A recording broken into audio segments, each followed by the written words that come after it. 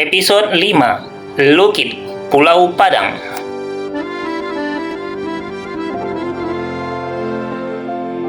Ke Lukit pergi, bertukar arah, lewat sungai Anak Kamal, sudah lumrah.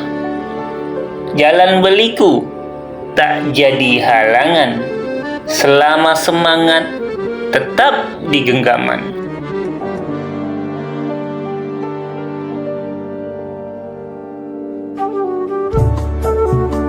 Melewati kampung penuh kenangan, hutan dan ladang jadi pemandangan. Jalan berdebu, kadang berlubang, namun keindahan tetap terbayang.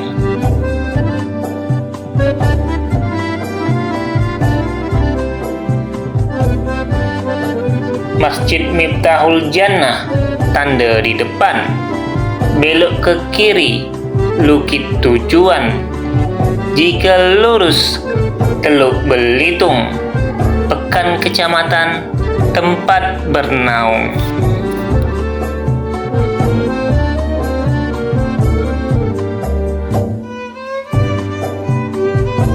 Santai berkendara, nikmati desa, suasana nyaman, hati pun gembira. Jauh perjalanan, tak terasa, Lukit menanti dengan ceria.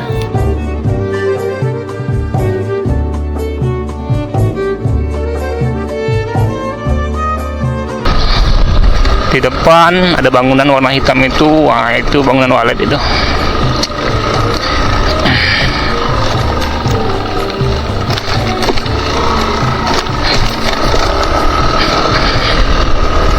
Memang enak jadi waletnya. Rumah disiapkan. Rumah bukan tanggung-tanggung, tinggi. Banyak, puluhan juta juga. Malah ada sampai ratusan juta kalau batu. Mari kita bercerita sedikit tentang Lukit. Lukit adalah sebuah desa yang terletak di Pulau Padang, bagian dari Kecamatan Merbau, Kabupaten Kepulauan Meranti, Provinsi Riau, Indonesia.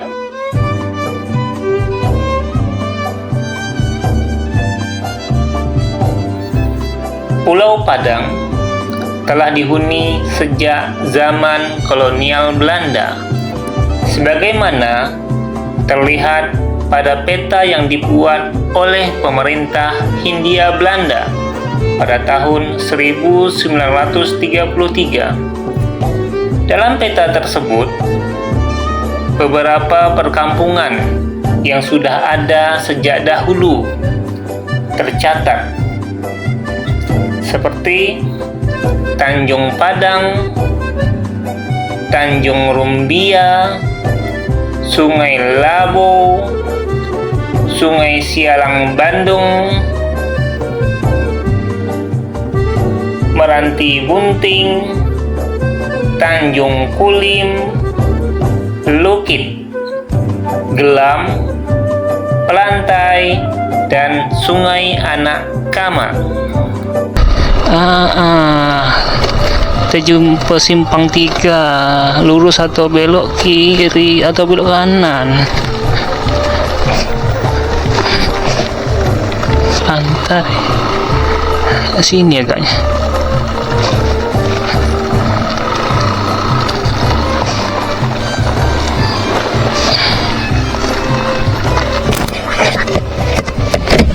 Pak. Ke Buton ini ya? Oke, makasih ya. Mau ke Buton? Ini lulus ya. Makasih Pak ya.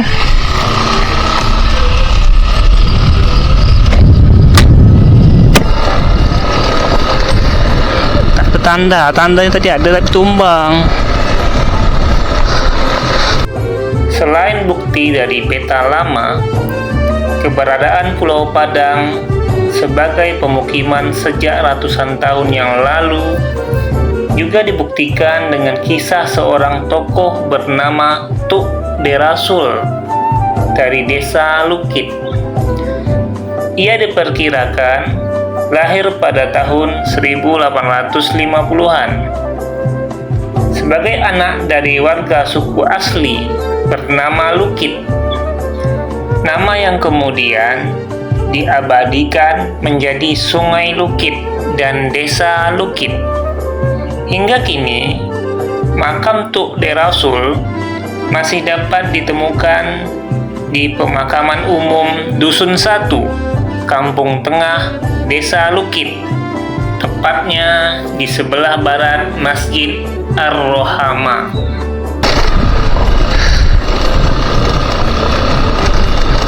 Alhamdulillah sampai ke kita daerah Lukit nih. Ini sapi belalang.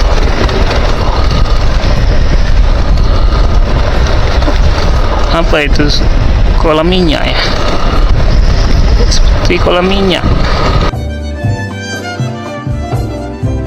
Di sebelah kiri kita melewati sebuah sumur minyak yang dimiliki oleh PT Imbang Tata Alam. Namun saya tidak tahu sumur tersebut masih produksi ataupun tidak.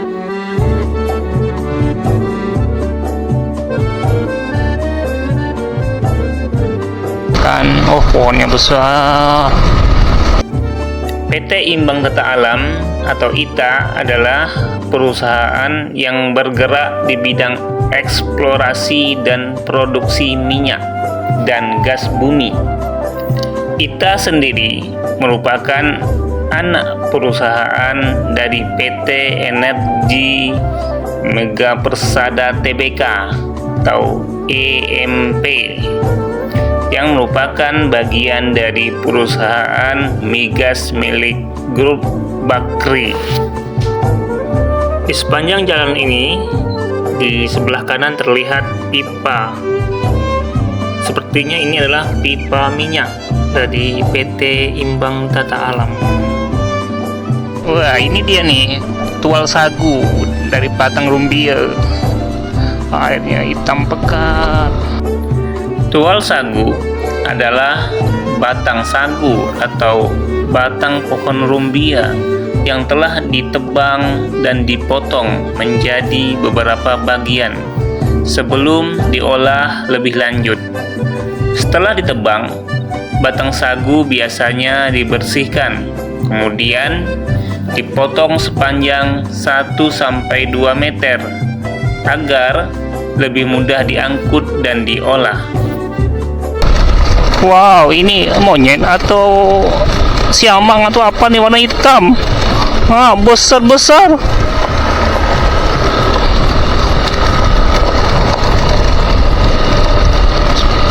Wow, ini gede juga nih pohonnya. Berjuntai anunya nih, jejak ke helm.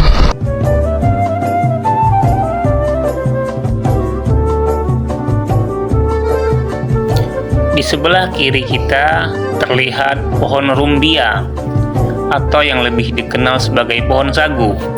Pohon ini memiliki daun yang lebar dan batang yang kokoh, menjadi sumber utama penghasil pati sagu. Wih, di depan itu kok sangat berdebu sekali.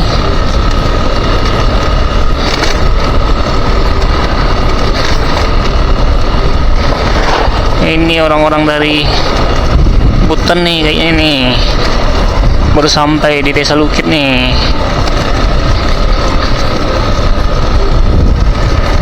Ada monyet lagi 3 ekor. Kita tetap lurus. Baru nampak rumah penduduk daerah sini. Dari tadi tak ada rumah penduduk. Kiri sawit. Kita lanjutkan tentang sagu. Tual sagu ini nantinya akan diproses dengan cara diparut atau dipres menggunakan mesin untuk mengeluarkan sari pati sagu yang kemudian diendapkan dan dikeringkan menjadi tepung sagu. Tepung inilah yang digunakan sebagai bahan dasar berbagai makanan tradisional seperti lempeng sagu, mie sagu, kerupuk sagu, cendol sagu, dan kalau di daerah Maluku atau Papua, makanan yang diolah dari sagu ini adalah papeda. Sedangkan di Kabupaten Kepulauan Meranti, olahan khasnya adalah mie sagu yang terbuat dari tepung sagu. Berbeda dengan mie pada umumnya yang berbahan dasar tepung terigu, mie sagu memiliki tekstur lebih kenyal dan sedikit transparan setelah dimasak.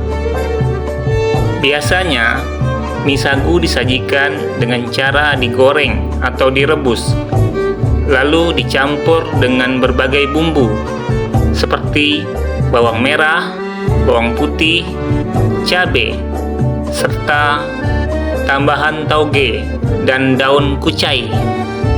Untuk pelengkap, mie sagu sering disajikan dengan ikan bilis atau udang, menambah cita rasa gurih dan khas. Makanan ini tidak hanya lezat, tetapi juga lebih sehat karena bebas gluten dan lebih mudah dicerna. Cocok untuk dinikmati kapan saja, terutama saat berkunjung ke Kepulauan Meranti.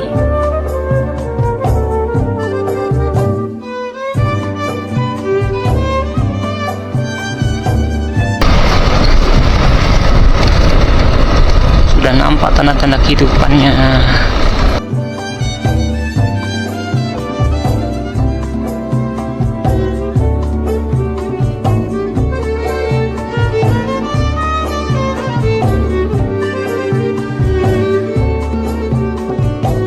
Kita sekarang di Lukit, mau ke Buton.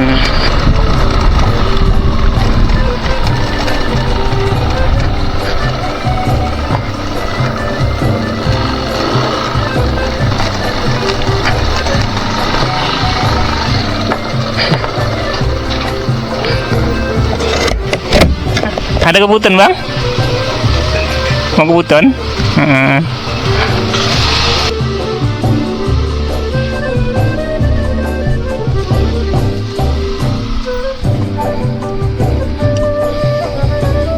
Penyeberangan di Lukit menggunakan pompong, bukan kempang ya, pompong.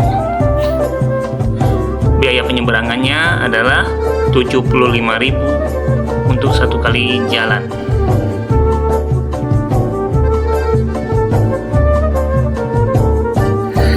Ternyata pipa minyak yang kita lihat sepanjang perjalanan tadi bermuara di tempat ini.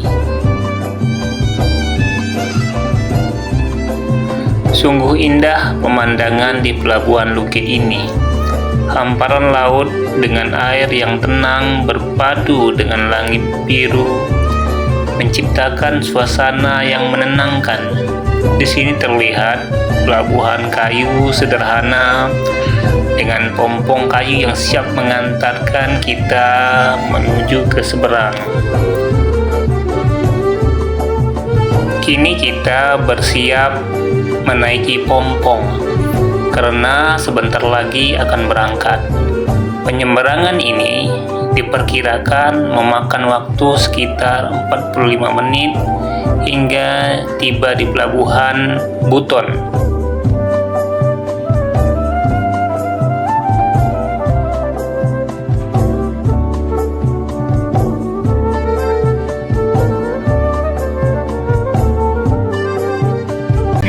Bang, mau ke Pekanbaru, Bang ke Pekanbaru, sama dari Selat. Tadi rencana mau yang nembak langsung ke Singarawa kan, tapi yang sore, yang siang dari itu sore pula berangkat jam 4 katanya. Kalau dari Kundur itu sekitar 2 jam lah. Kalau dari Gogo sekitar 3 jam. Tidak, ini kan Buton. Dia Sungai Rawa sebelah. Kita di mana ya? Kita sini ya, daerah sini gitu ya. Nah, dia daerah sana. Untuk teman-teman yang belum subscribe, bisa subscribe channel Pak Rulianto untuk mengikuti episode-episode berikutnya.